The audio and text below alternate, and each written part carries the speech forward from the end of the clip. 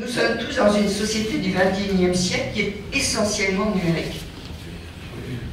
Et on ne mesure pas aujourd'hui ô combien les bouleversements vont être, mais je dirais à un niveau tel que ce sont des révolutions qui sont à l'œuvre. Et s'il y a bien aujourd'hui, à travers une révolution, un lien qui est important de créer, c'est celui en effet du numérique pour qu'il ne devienne pas fracturant. L'éducation nationale, avec ses partenaires, se mobilise évidemment aujourd'hui pour permettre une plus grande égalité d'accès à l'ensemble, je dirais, de ce qui permettra aux jeunes aujourd'hui de pouvoir s'insérer au mieux dans notre société et dans un emploi. Et c'est vrai qu'à la fois le contrat de ville, à la fois le contrat territorial d'éducation artistique et culturelle, et puis ce contrat lié à l'espace numérique de travail, donc au domaine du numérique, au fond nous permettent de porter la même ambition. Cette ambition aujourd'hui, c'est de donner un avenir à notre jeunesse. Tous les lycées auront cette politique, quel qu'il soit, dans toute la région Languedoc-Roussillon, et je l'espère demain dans le cadre de la grande région. Donc chaque année, quand les élèves rentrent en seconde, nous distribuons un ordinateur gratuit à l'ensemble des classes de seconde, et puis cet ordinateur est gardé bien sûr en première et jusqu'au baccalauréat, et qui ont droit à ce chargement de 4 manuels.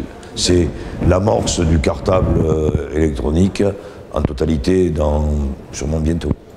C'est une manière différente d'enseigner parce qu'aujourd'hui, le numérique, c'est pas moins d'enseignants. Je dis toujours le numérique, Internet, le clic, c'est de la donnée. La donnée, c'est pas de l'information, parce qu'on ne sait pas d'où elle provient et quelle est sa qualité. Certains auraient tendance à nous dire, mais le numérique, c'est parce qu'il y aura moins de profs. C'est faux, ça n'a rien à voir.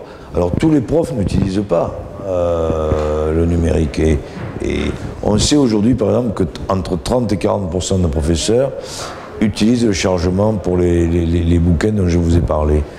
Mais c'est énorme, 40%. Nous, on estime et on espère que dans les années qui arrivent, ça sera 60, 70 ou 80%. Et qu'on aura un jour l'ensemble de nos enseignants qui utiliseront le numérique. Voilà pour lequel nous faisons un effort, je le dis extraordinaire, 15 millions d'euros par an. Alors, nous avons toujours été attentifs à la situation des jeunes enfants scolarisés en primaire. Donc nous leur avons mis à disposition des ordinateurs. Nous avons même, donc Ville de Limoux, fait appel à un personnel spécifique qui accompagne ces enfants dans le cadre de l'apprentissage au maniement de l'ordinateur. Je vous parle d'il y a une vingtaine d'années arrière. Et aujourd'hui, c'est une volonté qui a évolué en fonction de ce qu'est la technicité. Et donc aujourd'hui, nous en sommes à l'accès au numérique. Nous sommes la seule académie de France à avoir un ENT unique premier degré, et dont le cahier des charges a été réalisé en accord avec celui de l'ENT unique second degré.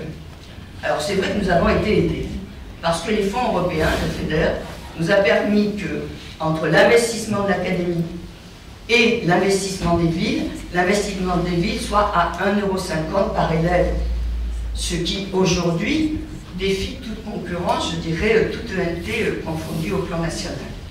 C'est dire aujourd'hui que cet outil magnifique va être un outil de lien très fort avec les collectivités et avec les parents. Quels sont les usagers ? Donc on a bien dit tout à l'heure les 730 élèves des 6 écoles maternelles et élémentaires de Limoux, mais en même temps, ce sont leurs parents, évidemment, qui auront accès à cet espace sécurisé, et on sait ô combien la question de la sécurisation va être un enjeu crucial. Un des sujets essentiels du numérique, ça va être comment on se protège. Parce qu'on va avoir notre vie qui va être étalée, et qu'il est déjà. Tout le monde n'est pas encore conscient de tout ça. C'est-à-dire que dès qu'on se connecte, on produit de l'information, on produit de la donnée en tout cas sur soi-même. Et sans doute un des enjeux, ça va être la maîtrise. La maîtrise aujourd'hui au sein de l'architecture de ces données. Un ENT, ça protège. Ça protège toutes celles et tous ceux qui vont se connecter.